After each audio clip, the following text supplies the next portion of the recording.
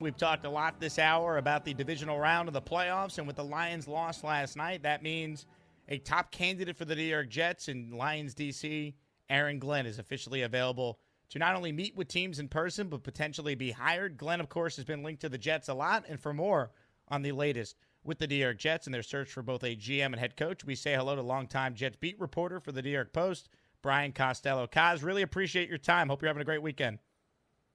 No problem, Jake. Thanks for having me. So where do things actually stand with this GM and head coach search? I mean, we know they've interviewed so many different names for both. Are you expecting some movement this week in regards to the GM and the coach search? Yeah, I always thought this week was the week where things would start really moving, just because kind of the NFL, the way the rules are set up, that's the way it works, especially with the coaching aspect of it. The GM could move a little quicker, but it felt like the Jets were going to interview a lot of people, and they did.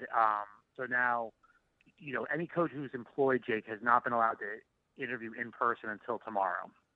So whether their season was over or not, they were restricted to a virtual interview. Guys like Rex Ryan or Mike Rabel or Ron Rivera, who didn't have jobs, they could interview in person, but everybody else was virtual. So tomorrow the in-person interviews can start. So this kind of always felt like the week where there could be some movement. So I think with the Jets right now, they interviewed Joe Witt Jr. today, the Commanders' defense coordinator. That was virtual. Now I think they'll regroup and kind of figure out who they want to bring in for in-person interviews for both the GM and the head coach. And I would think that would happen this week where those interviews will take place. The only people who they could not interview this week are guys in the championship game. So if they want to talk to Matt Nagy again or Steve Spagnuolo, they would not be able to interview until next Monday after the championship game. So I think you'll see in the next couple of days, we'll probably start coming out who they're going to talk to for the second interviews, and those interviews will take place this week, and we'll see how quickly things move from there. Brian, do you think the Jets are going to hire a GM first, then a coach? Because I always thought, unless it was Mike Rabel, they'd want to have a GM hired, and then that GM would have some say on who the head coach he'd be working with. Yeah, I thought that too, Jake. I think the Lions' loss last night kind of changed the thinking, for me at least. I haven't talked to the Jets about it at all, but they – now are the Aaron Glenn sweepstakes going to heat up quickly? Is someone going to make a move on him quickly? I think if I'm Aaron Glenn, I'm taking my time here and playing all these teams against each other to get the best contract possible, because seems like he's going to be wanted in a few places. So I don't think he's going to be in any rush to get this done quickly. But, that's the situation now where could the head coach be hired before the GM? I kind of thought the GM was going to be hired this week. The GM then would be in on the coaching interviews. I thought the GM might even be in place by now. I thought this was kind of the time where the GM could be hired and then sit in on the coaching interviews, but it hasn't happened. So it feels like these two tracks are kind of moving together at parallel time. But the Jets do not want to have the complete arranged marriage like they had with Mike McCown and Todd Bowles. That did not work, where they hired both of them at the same time. They really had no history. So I got to think the Jets are talking to these people about who they've worked with before, who they think they could work with again, and not. So it's a little bit of an arranged marriage, right? Like I don't think it's going to necessarily be guys that are working in the same organization together, but maybe they know each other, maybe they've shared an agent, maybe they've worked together in the past. But I do think there's a chance here the coach could be hired at the same time as the GM, or maybe even before the GM. Brian, you mean to tell me that because Mike McCagnon and Todd Bowles were both from New Jersey, they didn't see eye to eye and they didn't get along? They weren't aligned? Yeah, there was a few times where we were sold that. I remember Rex and Idzik were going to get along great because both their dads were coaches. So that was, and then I remember Gase and McCagnon were great because they both liked to stay up late. They were night owls. So we'll have some of that, I'm sure, in this sales pitch, too. Oh, my God. Brian Costello joining us, a longtime Jets reporter for the New York Post. His podcast is excellent as well. Gang's all here. Get that where you get your podcast. When it comes to Aaron Glenn, Brian, I understand why he's an appealing candidate. I like him. I'm not even saying because of what happened last night. I just don't necessarily think the Jets need to be like gung-ho and bring him in, because I went back and looked at what I said when the Jets hired Saleh, leader of men, learn from great coaches, is going to coach the whole team. And it just feels very Saleh-ish. I know that's not necessarily fair to Aaron Glenn, but what are your thoughts on the many Jet fans out there who just don't want another first-time defensive-minded coach?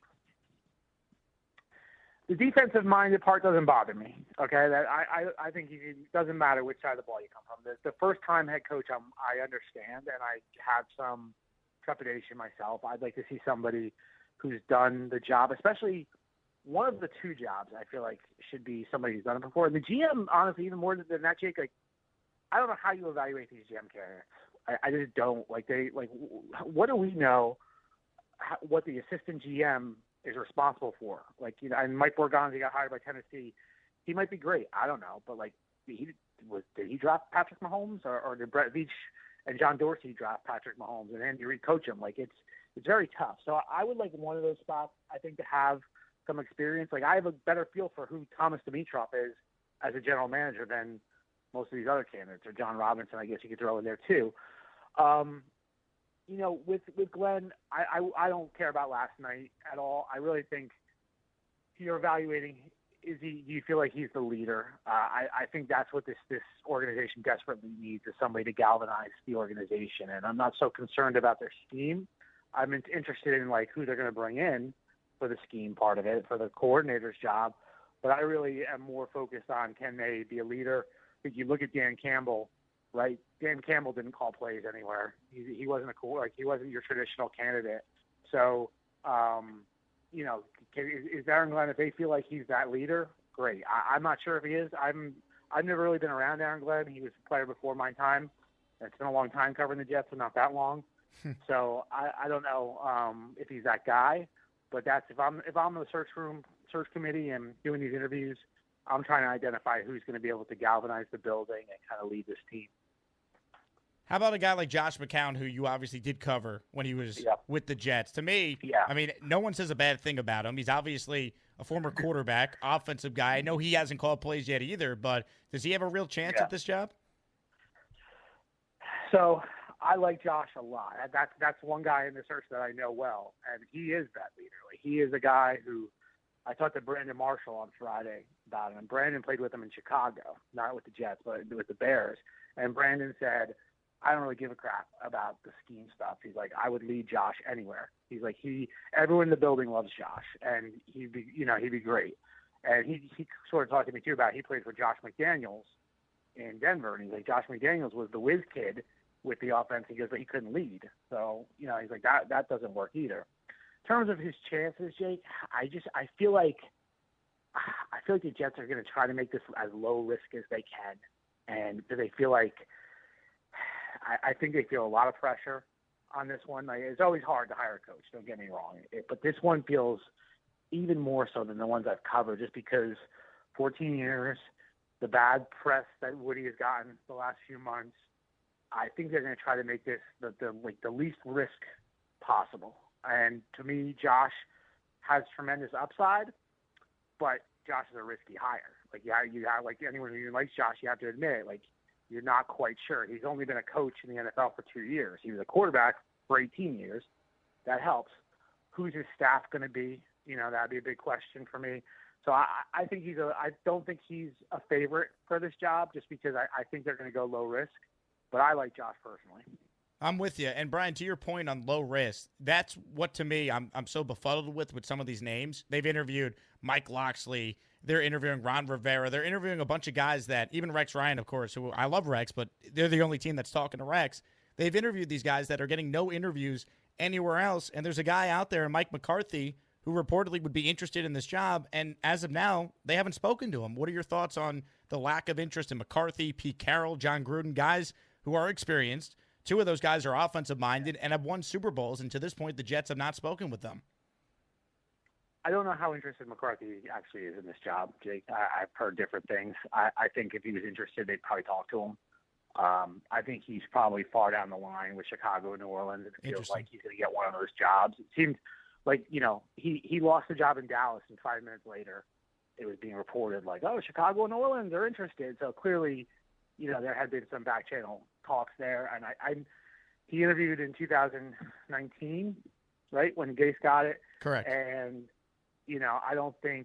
I'm not sure McCarthy was interested in this job now. So I'm not positive on that, but I get the sense from talking to people that Mike McCarthy was not giving vibes like he really wanted the Jets job. Pete Carroll, same thing. I don't think he wants this job. John Gruden, I think, is a little more complicated case, obviously, because of why he's fired from the Raiders, the emails, all that stuff. I'm not going to kill them on Gruden. I understand that. I thought McCarthy and Carroll were interesting, but if they're not interested in the job, it's hard to sell. It's hard to do that. In terms of some of the guys they interviewed, I think people got a little crazy. Like, they're just interviews. These virtual interviews, Jake, they could be like an hour and a half. Like, it's not like this is like some big time investment by the team or anything. Like, and interviews happen for different reasons.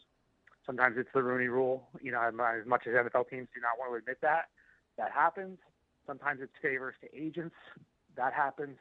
Sometimes there's a relationship with somebody. You know, there's Mike Tannenbaum, Rick Spielman are involved in this. Maybe they might have a relationship with somebody and bring them in. I don't think there's any harm in talking to all these people. You might steal an idea from the interview.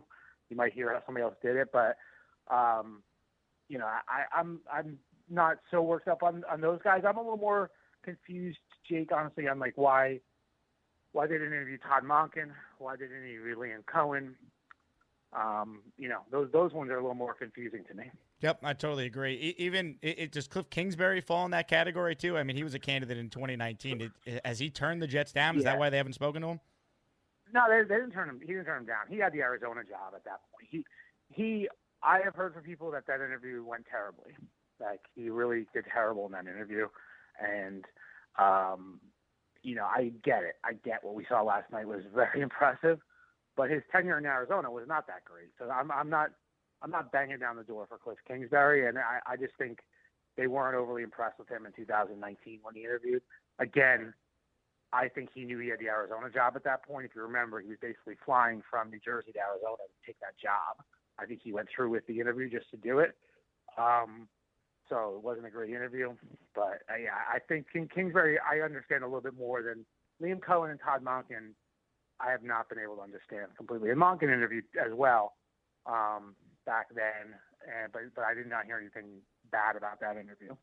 Brian Costello joining us here on the Jake Asman Show, ESPN New York, and the ESPN New York app.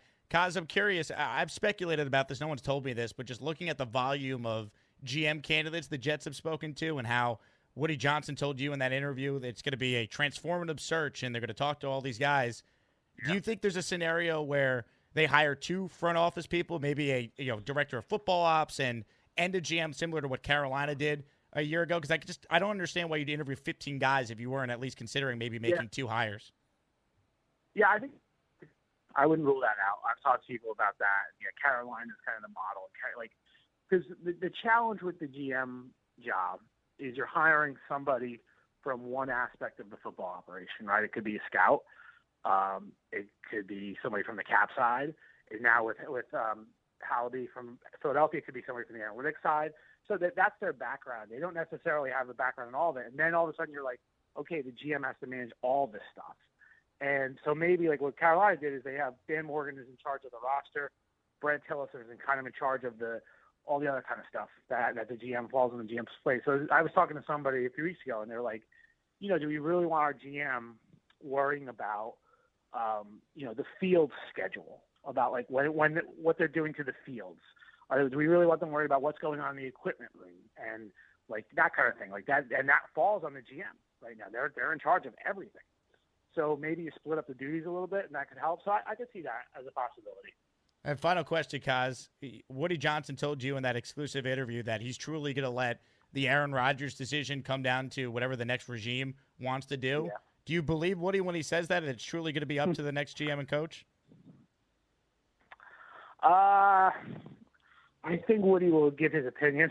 So I think it'll be hard for somebody to come in and say, without any influence from Woody. I don't think Woody's going to like put his thumb on them and say, you have to do this.